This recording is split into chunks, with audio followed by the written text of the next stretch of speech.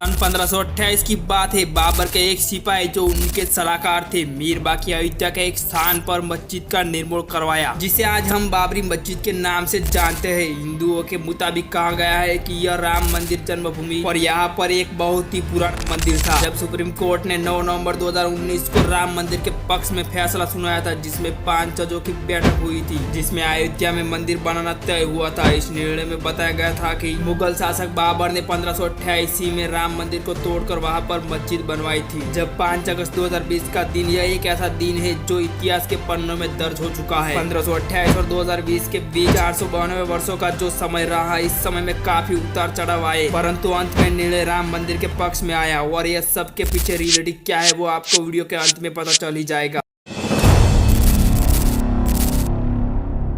बता दें कि सुप्रीम कोर्ट ने अयोध्या जमीन विवाद मामले इस बात को माना कि ढांचा गिराना कानूनी व्यवस्था का उल्लंघन था। कोर्ट ने कहा कि व्यवस्था और विश्वास के आधार पर मालिकाना हक नहीं दिया जा सकता। अपना फैसला पढ़ते हुए अदालत ने कहा कि बाबरी मस्जिद खाली जमीन पर नहीं बनी थी। अदालत ने माना कि वहां पर एक ढांचा था, और जबकि एसएसआई की रिपोर्ट को वैध माना और कहा कि खुदाई में जो मिला वह इस्लामिक ढांचा नहीं था। जब 1526 इतिहासकारों के मुताबिक 1526 में बाबर इब्राहिम लोदी से जंग लड़ने भारत आया था। 1588 में बाबर के सेनापति मीर बाकी ने अयोध्या में मस्जिद बनवाई। इसे बाबरी मस्जिद नाम के बाबर के सम्मान में दिया गया। जब 1853 में पहली बार अयोध्या में सांप्रदायिक हिंसा अवध के नवाब वाजिद अली शाह के समय भड़की, हिंदू समुदाय ने कहा कि मंदिर तोड़कर मस्जिद बनाई गई। जब 1949 विवादित भूमि में सेंट्रल डोम के नीचे रामलला की मूर्ति की स्थापना किया गया। 1950 में रामलला की मूर्ति की पूजा का अधिकार देने की मांग हिंदू महासभा के वकील गोपाल विशारद ने फैजाबाद जिला अदालत में अर्जी दाखिल किया। जब 1959 विवादित भूमि पर निर्मोही अखाड़े द्वारा मालिकाना हक जताया। 1961 में सुन्नी वक्फ बोर्ड सेंट्रल द्वारा विवादित भूमि रामलला की मूर्ति स्थापित करने पर मस्जिद और उसके आसपास की जमीन पर अधिकार जताया। जब 1981 में उत्तर प्रदेश सुन्नी वक्फ बोर्ड द्वारा भूमि पर मालिकाना हक हेतु मुकदमा दायर किया। 1885 में फैजाबाद की जिला अदालत ने राम चबूतरे पर छतरी लगाने की महंत रघुवीर दास की अर्जी ठुकराई। 1989 में फैजाबाद कोर्ट में रिटायर्ड जलदेव की नंदन अग्रवाल द्वारा राम मित्र रूप में याचिका लगाई तथा विवादित भूमि पर इलाहाबाद हाई कोर्ट द्वारा याचिका तथा स्थिति बरकरार रखने कहा। 1992 में अयोध्या का विवादित स्थल पर स्थित 6 दिसंबर को विवादित ढांचा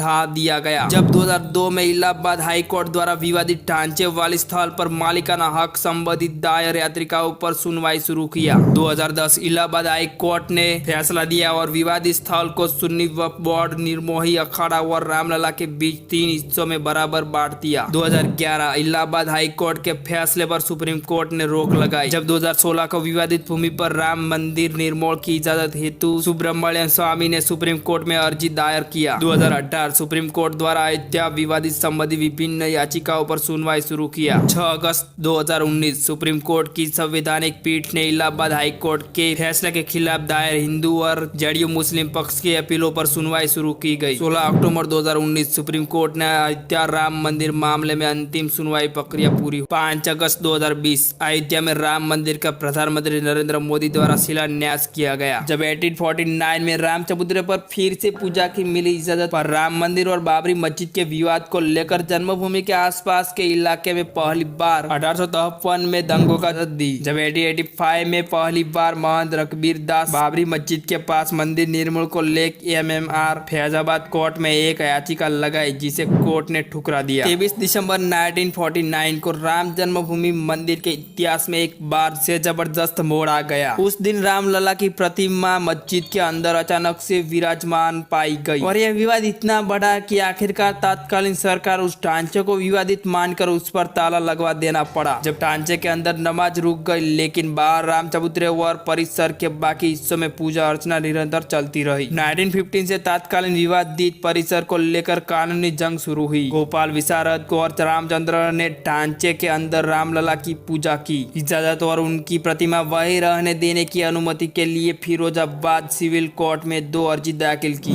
जिसमें 1959 में निर्मोही अखाड़ा ने भी तीसरी अर्जी लगा दी। इसके जवाब में 1961 में यूपी सुन्नी वक्फ बोर्ड ने विवादित जगह पर कब्जा लेने और ढांचे के अंदर में मूर्ति हटाने की अर्जी लगाई। 25 साल बाद 1986 में यूसुफ पांडे की याचिका पर फैजाबाद के जिला जज KM पांडे ने 1 फरवरी 1986 के ऐतिहासिक फैसले में विवादित ढांचे से ताला हटाने का आदेश दिया और हिंदुओं को पूजा करने की अनुमति भी दे दी। इलाहाबाद हाई कोर्ट ने भी राम जन्मभूमि का हिस्सा हिंदुओं को दे दिया। जब 2002 से इलाहाबाद हाई कोर्ट ने विवादित जमीन के मालिकाना हक पर सुनवाई शुरू की और 30 दिसंबर 2010 को इलाहाबाद हाई कोर्ट ने 2-1 जजों के बहुमत फैसले से विवादित संपत्ति को 3 दावेदारों में बांटने का फैसला सुनाया। जन्मभूमि समेत 1/3 हिस्सा हिंदुओं को और 1/3 हिस्सा निर्मोही अखाड़े को और तीसरा हिस्सा मुस्लिम पक्ष को देने के लिए कहा गया। मई 2011 में सुप्रीम कोर्ट ने कई याचिकाओं को देखने के बाद हाई कोर्ट के फैसले पर रोक लगा दी। बाद के वर्ष में सुप्रीम कोर्ट की देखरेख में मध्यस्थता की कोशिशें भी की गई, लेकिन विवाद का कोई हल नहीं निकला। इसके बाद कई बार विश्व हिंदू परिषद ने विवादित जगह पर राम मंदिर बनाने की घोषणा की।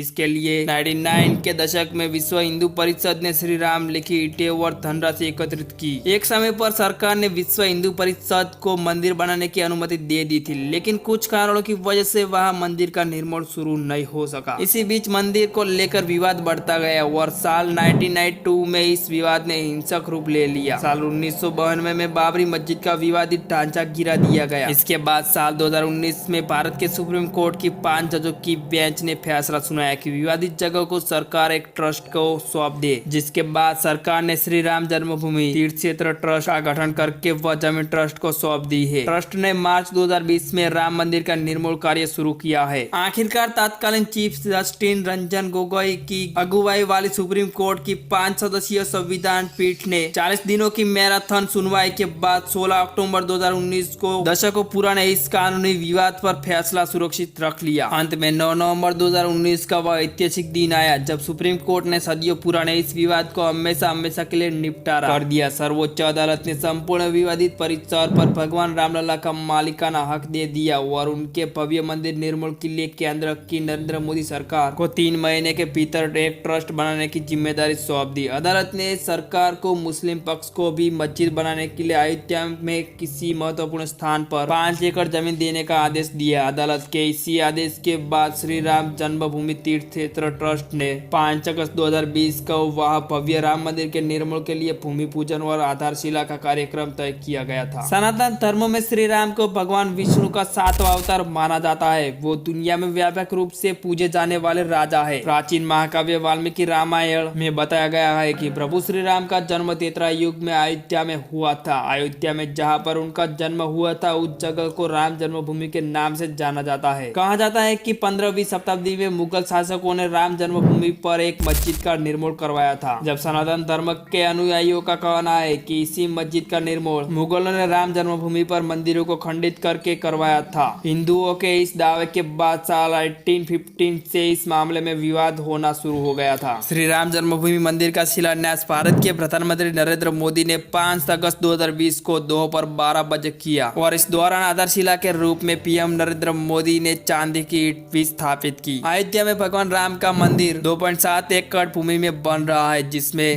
54,700 वर्ग फुट भूमि शामिल है। राम का मंदिर का पूरा परिसर लगभग 17 एकड़ भूमि में तैयार हो रहा है, जबकि केंद्रीय गृह मंत्री अमित शाह यह पहले ही ऐलान कर चुके हैं कि राम मंदिर अगले साल 1 जनवरी से श्रद्धालुओं के लिए खोल दिया जाएगा। जब समिति प्रमुख नृपेंद्र मिश्र ने मंदिर में निर्माण में आने वाले कुल अनुमानित खर्च की भी जानकारी दी, उन्होंने बताया कि मंदिर में निर्माण में 1400 करोड़ रुपए से 1800 करोड़ रुपए के बीच का खर्च आ सकता है। उन्होंने कहा कि अनुमान है कि राम मंदिर के निर्माण में कम से कम 1400 करोड़ रुपए से 1500 करोड़ रुपए खर्च हो गए। अगर अधिकतम राशि की बात करें तो यह 1800 करोड़ रुपए तक भी जा सकता है, जबकि ग्राउंड फ्लोर के निर्माण में न्यूनतम 300 करोड़ रुपए खर्च हो सकते हैं। राम जन्मभूमि तीर्थ क्षेत्र ट्रस्ट की निर्माण समिति के प्रमुख नृपेंद्र मिश्र ने कहा था कि राम मंदिर निर्माण का पहला चरण इस साल 30 दिसंबर तक पूरा हो जाएगा। जब प्रधानमंत्री नरेंद्र मोदी के प्रधान सचिव भी रह चुके हैं, उन्होंने कहा कि मंदिर का निर्माण 3 चरण में किया जा रहा है। पहला चरण पूरा होने के बाद ही मंदिर में भक्तों की एंट्री शुरू हो जाएगी। जबकि श्री राम जन्मभूमि पर नव निर्माणाधीन राम मंदिर में आगामी 22 जनवरी 2024 को प्रभु श्री राम के बाल रूप नूतन विग्रह की प्राण प्रतिष्ठा की जाएगी। प्रभु का बाल स्वरूप को मंदिर परिसर के भूतल के गर्भगृह में विराजित किया जाएगा। और हाँ दोस्तों, हमारी इतनी सी इंफॉर्मेशन आपको अच्छी लगे तो वीडियो को लाइक करो, और आप लोग हमारे चैनल पर नहीं तो चैनल को सब्सक्राइब भी कर ले। तो चलिए मिलते हैं अगले वीडियो में। जय श्री राम।